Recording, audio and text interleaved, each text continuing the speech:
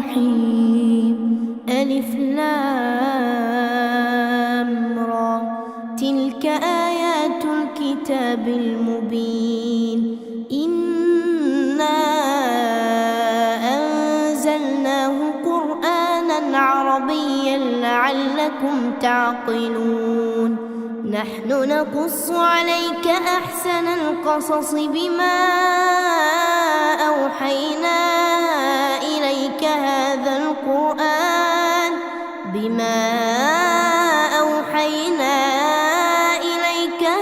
القرآن وإن كنت من قبله لمن الغافلين. إذ قال يوسف لأبيه يا أبت إني رأيت 11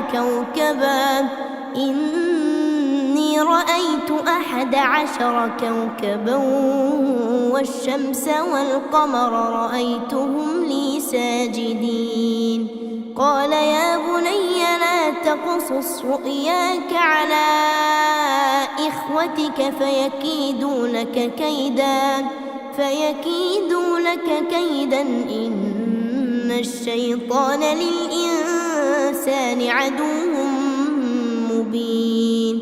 وكذلك يجتبيك ربك ويعلمك من تأويل الأحاديث ويتم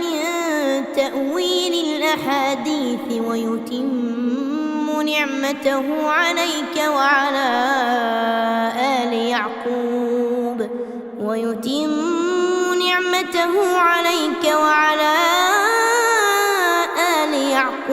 كما أتمها على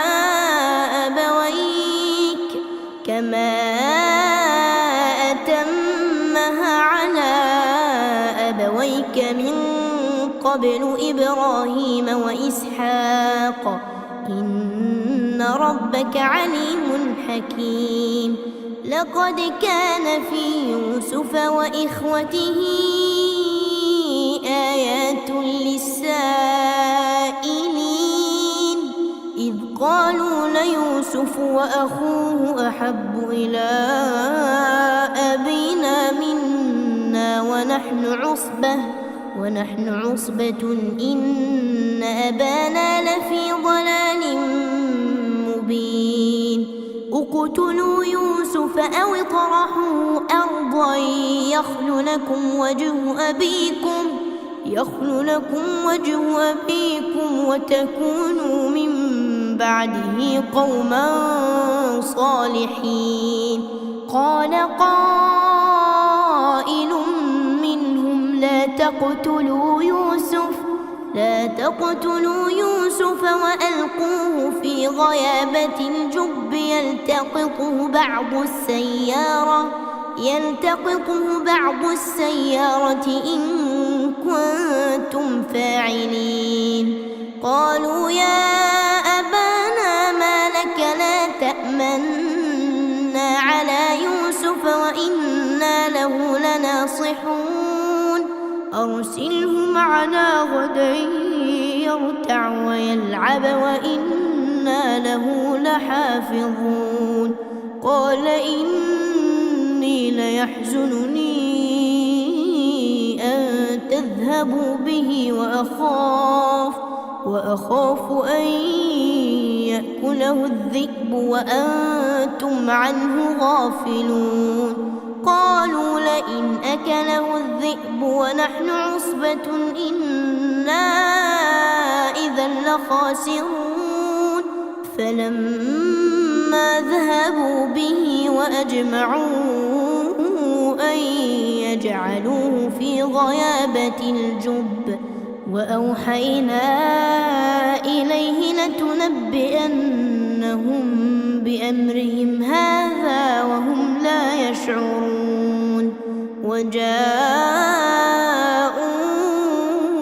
أباهم عشاء يبكون. قالوا يا أبانا إنا ذهبنا نستبق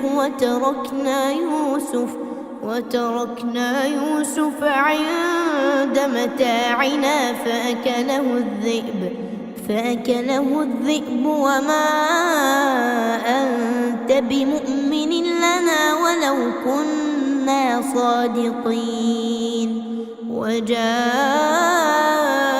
على قميصه بدم كذب قال بل سولت لكم أنفسكم أمرا فصبر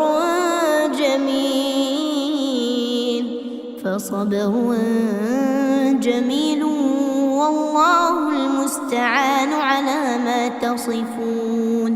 وجاءت سيارة فأرسلوا واردهم فأدلى دلوه قال يا بشرى هذا غلام وأسروه بضاعة والله عليم بما يعملون.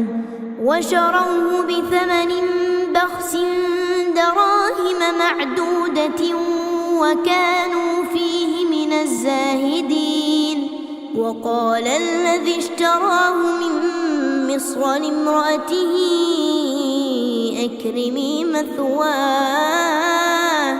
أكرمي مثواه عسى أن ينفعنا أو نتخذه ولدا.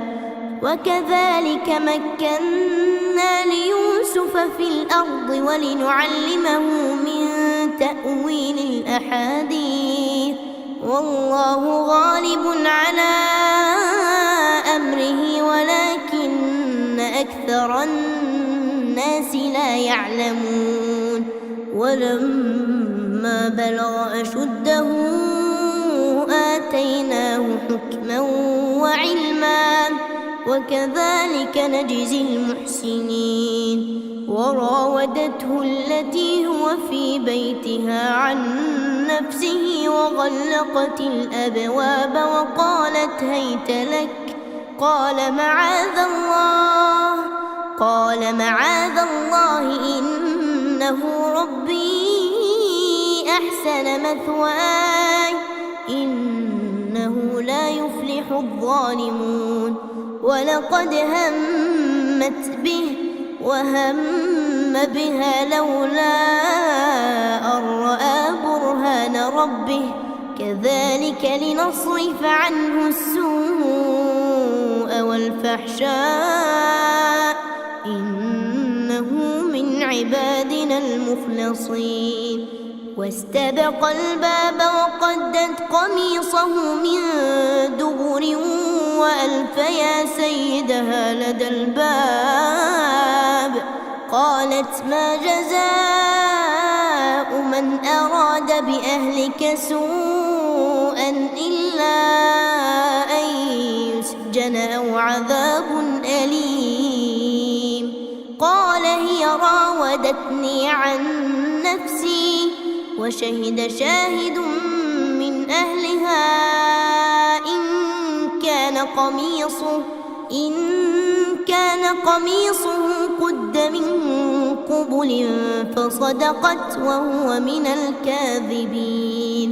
وإن كان قميصه قد من دبر فكذبت وهو من الصادقين. فلما رأى قميصه قد من دبر قال إنه من كيدكن إن كيدكن عظيم. يوسف أعرض عن هذا واستغفري لذنبك إنك كنت من الخاطئين.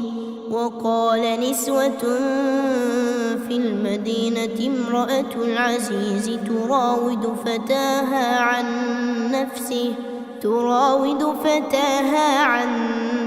نفسه قد شغفها حبا إنا لنراها في ضلال مبين. فلما سمعت بمكرهن أرسلت إليهن وأعتدت لهن متكئا وآتت كل واحدة منهن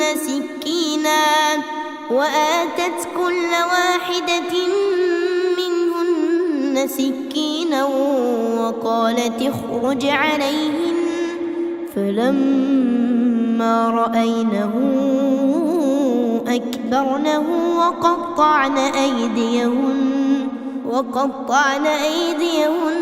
وقلن حاش لله ما هذا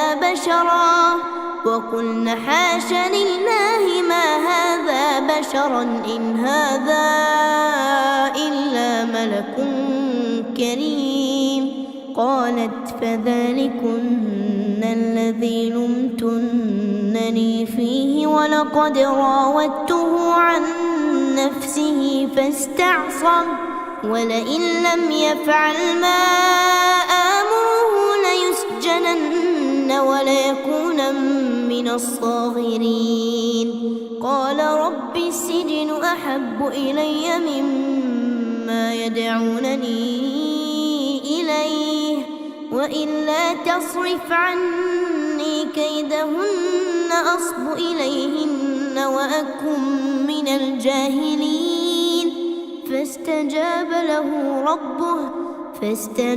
له ربه فصرف عنه كيدهن إنه هو السميع العليم. ثم بدا لهم من بعد ما رأوا الآيات ليسجننه حتى حين.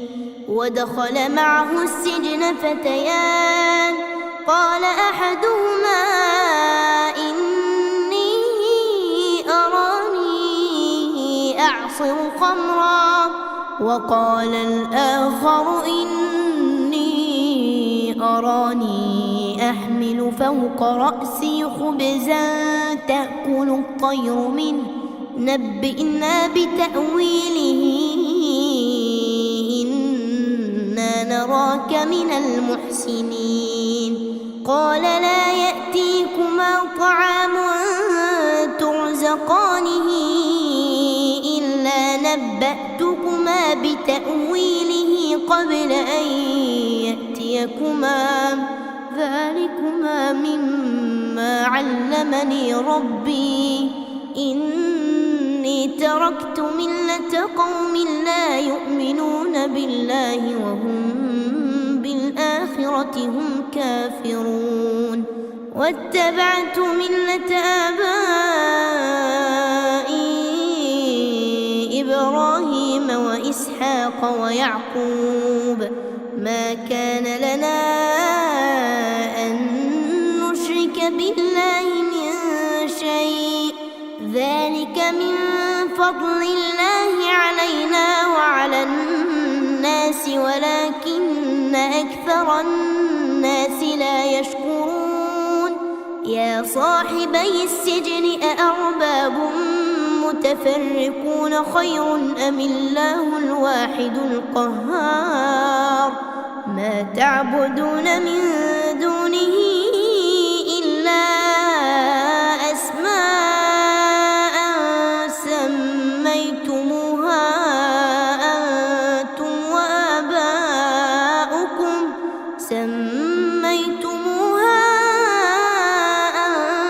وآباؤكم ما أنزل الله بها من سلطان إن الحكم إلا لله أمر ألا تعبدوا إلا إياه ذلك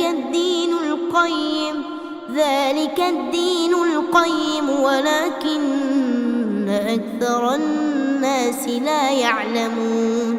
يا صاحبي السجن أما أحدكما فيسقي ربه خمرا وأما الآخر فيصلب فتأكل الطير من رأسه قضي الأمر الذي فيه تستفتيان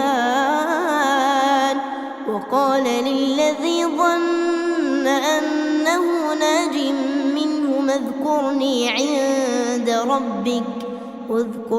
عند ربك فأنساه الشيطان ذكر ربه فلبث في السجن 9 سنين وقال الملك إني أرى 7 بقرات سمان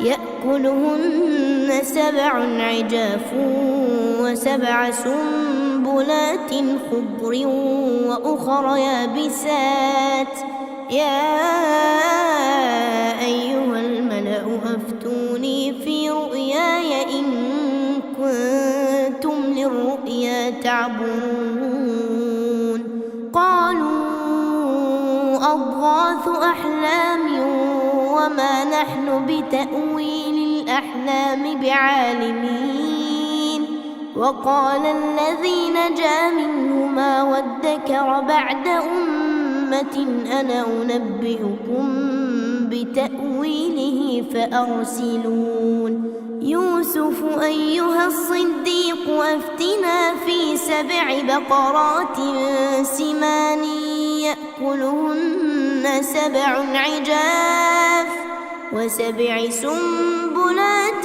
خضر وأخر يابسات لعلي أرجع إلى الناس لعلهم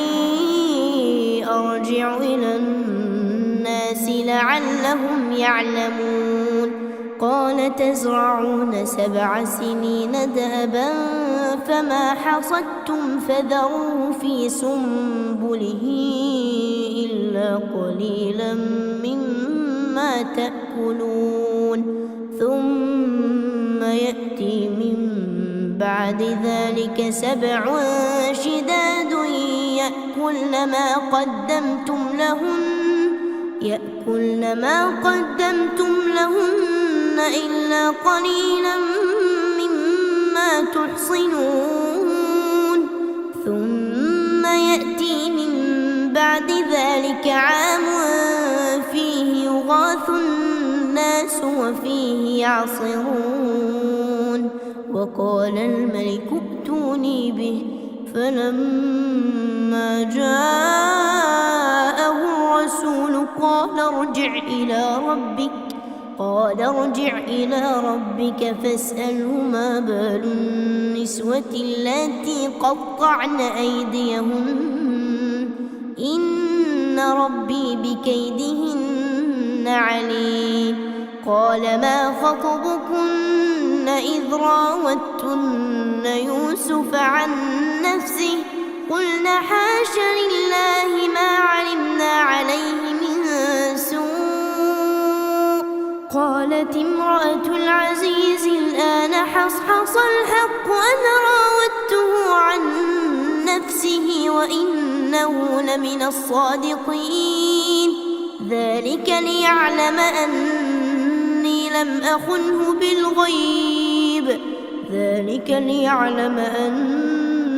لم أخنه بالغيب وأن الله لا يهدي كيد الخائنين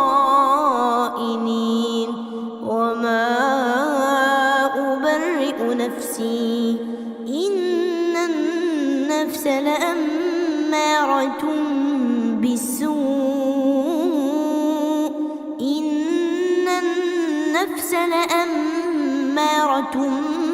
بالسوء إلا ما رحم ربي إن ربي غفور رحيم وقال الملك ائتوني به أستخلصه لنفسي فلما كلمه قال إنك اليوم لدينا مكين أمين قال اجعلني على خزائن الأرض إني حفيظ عليم وكذلك مكنا ليوسف في الأرض يتبوأ منها حيث يشاء نصيب برحمتنا من نشاء ولا نضيع أجر المحسنين ولأجر الآخرة خير للذين آمنوا وكانوا يتقون وجاء إخوة يوسف فدخلوا عليه فعرفهم وهم له منكرون ولما جهزهم بجهازهم قال ائتوني بأخ لكم من أبيكم ألا ترون أني أوفي الكيل وأنا خير المنزلين فإن لم تأتوني به فلا كيل لكم عندي ولا تقربون قالوا سنراود عنه أباه وإنا لفاعلون وقال لفتيانه اجعلوا بضاعتهم في رحالهم لعلهم يعرفونها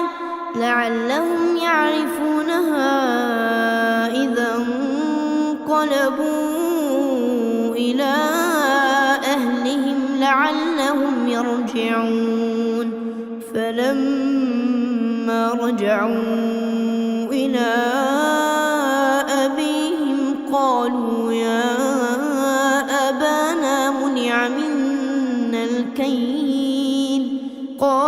يا أبانا منع منا الكيل فأرسل معنا أخانا نكتل وإنا له لحافظون قال هل آمنكم عليه إلا كما أمنتكم على أخيه من قبل فالله خير حافظا وهو أرحم الراحمين ولما فتحوا متاعهم وجدوا بضاعتهم ردت إليهم قالوا يا أبانا ما نبغي هذه بضاعتنا ردت إلينا ونمير أهلنا ونحفظ أخانا ونزداد كيل بعير ذلك كيل يسير قال لن أرسله معكم حتى تؤتون موثقا من الله لتأتونني به إلا أن يحاط بكم فلما آتوا موثقهم قال الله على ما نقول وكيل وقال يا بني لا تدخلوا من باب واحد وادخلوا من أبواب متفرقة وما أغني عنكم من الله من شيء إن الحكم إلا لله عليه توكلت وعليه فليتوكل المتوكلون ولما دخلوا من حيث أمرهم أبوهم ما كان يغني عنهم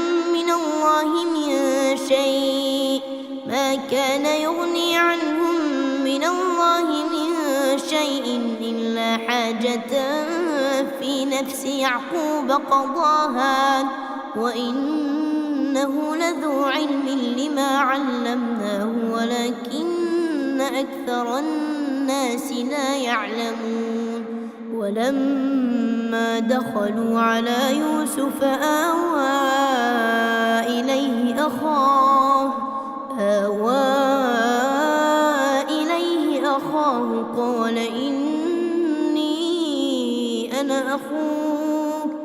قال إني أنا أخوك فلا تبتئس بما كانوا يعملون فلما جهزهم بجهازهم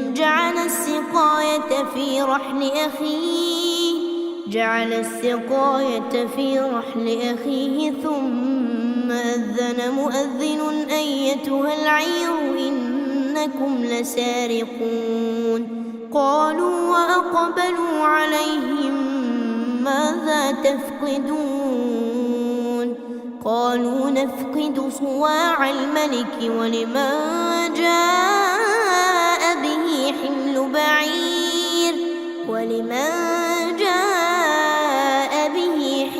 بعير وأنا به زعيم قالوا تالله لقد علمتم ما جئنا لنفسد في الأرض وما كنا سارقين قالوا فما جزاؤه إن كنتم كاذبين قالوا جزاؤه من وجد في رحله فهو جزاؤه كذلك نجزي الظالمين فبدأ بأوعيتهم قبل وعاء أخيه ثم استخرجها من وعاء أخيه كذلك كدنا ليوسف ما كان ليأخذ أخاه في دين الملك إلا أن يشاء الله نرفع درجات من نشاء وفوق كل ذي علم عليم قالوا إن يسرق فقد سرق أخ له من قبل فأسرها يوسف في نفسه ولم يبدها لهم قال أنتم شر مكانا والله أعلم بما تصفون قالوا يا أيها العزيز إن له أبا شيخا كبيرا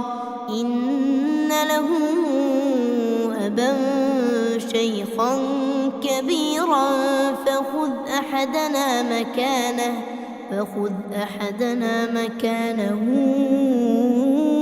إنا نراك من المحسنين قال معاذ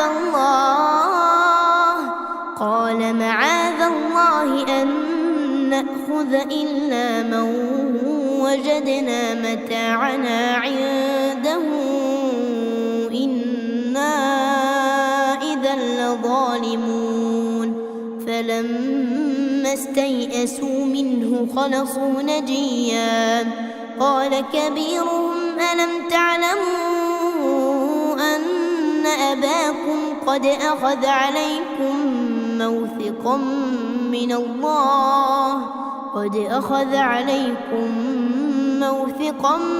الله ومن قبل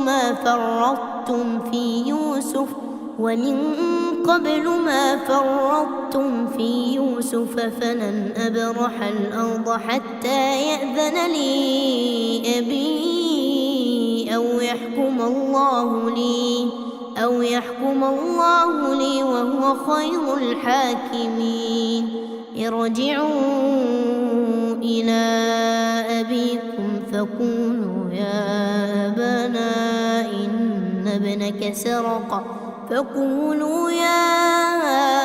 أبانا إن ابنك سرق وما شهدنا إلا بما علمنا وما كنا للغيب حافظين واسأل القرية التي كنا فيها والعير التي أقبلنا فيها وإنا لصادقون قال بل سولت لكم أنفسكم أمرا فصبر جميل عسى الله أن يأتيني بهم جميعا إنه هو العليم الحكيم. وتولى عنهم وقال يا أسفا على يوسف وابيضت عيناه من الحزن فهو كظيم. قالوا تالله تفتأ تذكر يوسف حتى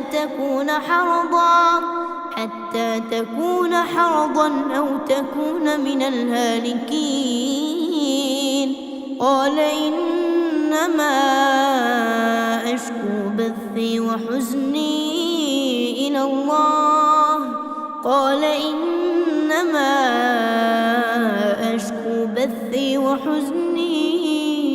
إلى الله وأعلم من الله ما لا تعلمون. يا بني اذهبوا فتحسسوا من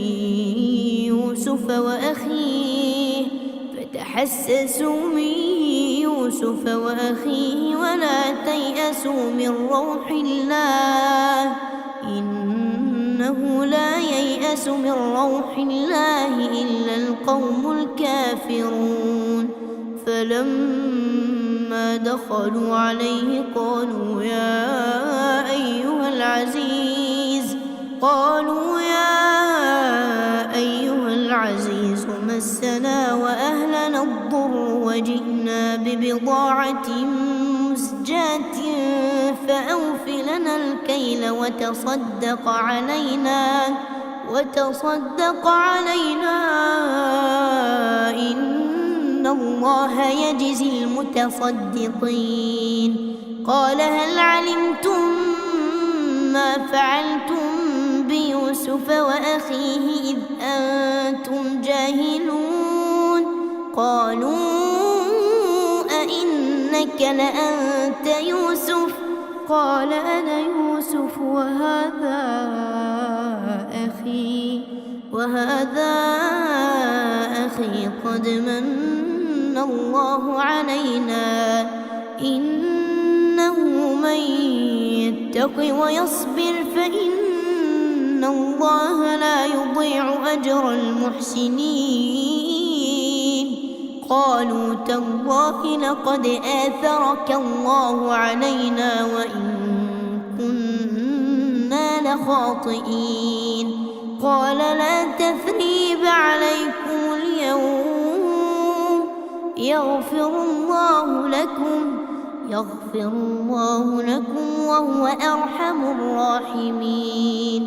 اذهبوا بقميصي هذا فألقوه على وجه أبي يأت بصيرا وأتوني بأهلكم أجمعين.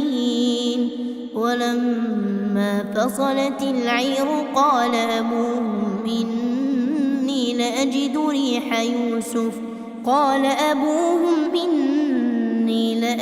ريح يوسف لولا أن تفندون.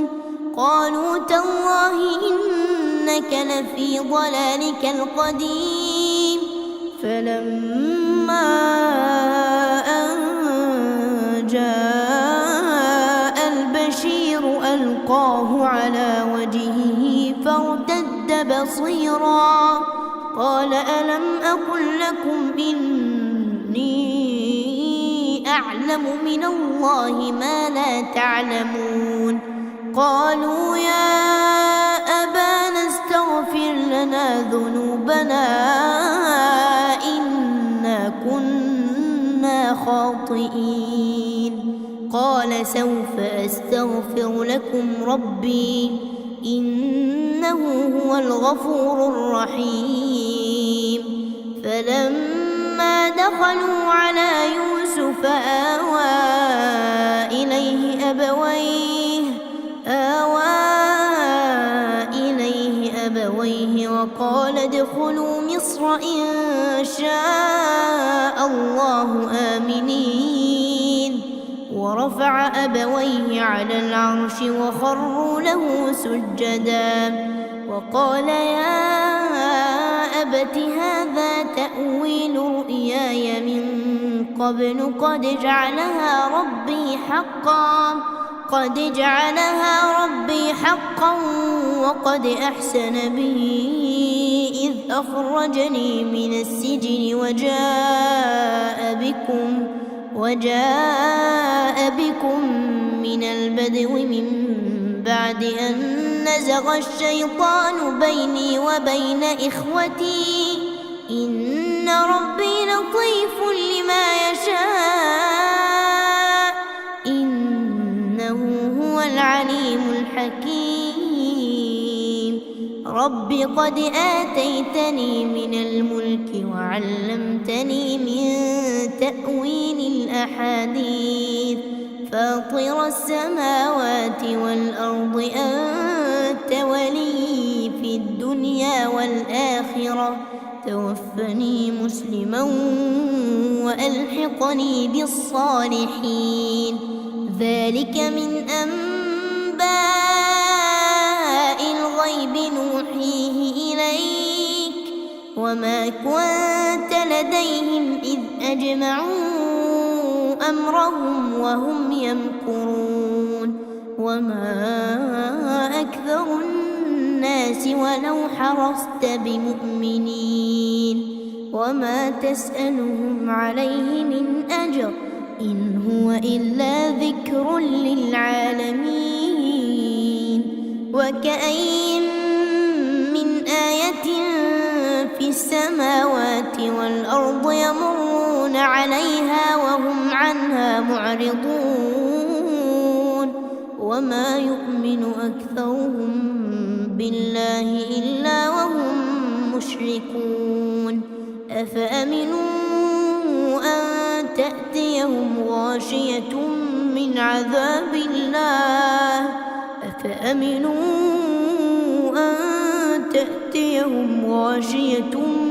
من عذاب الله أو تأتيهم الساعة بغتة وهم لا يشعرون قل هذه سبيلي أدعو إلى الله على بصيرة أنا ومن اتبعني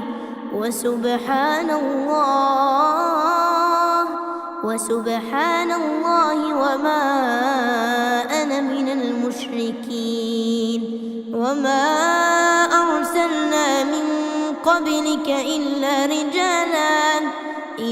رجالا نوحي إليهم من أهل القرى أفلم يسيروا في الأرض فينظروا كيف كان عاقبة الذين من قبلهم ولدار الآخرة خير للذين اتقوا أفلا تعقلون حتى إذا استيأس الرسل وظنوا أنهم قد كذبوا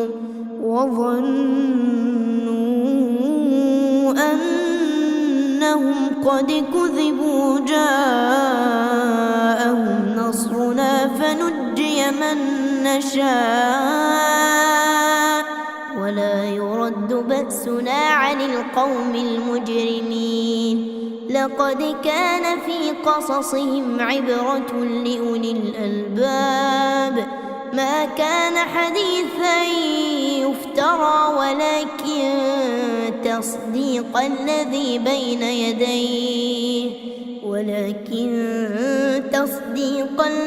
بين يديه وتفصيل كل شيء وهدى ورحمة لقوم يؤمنون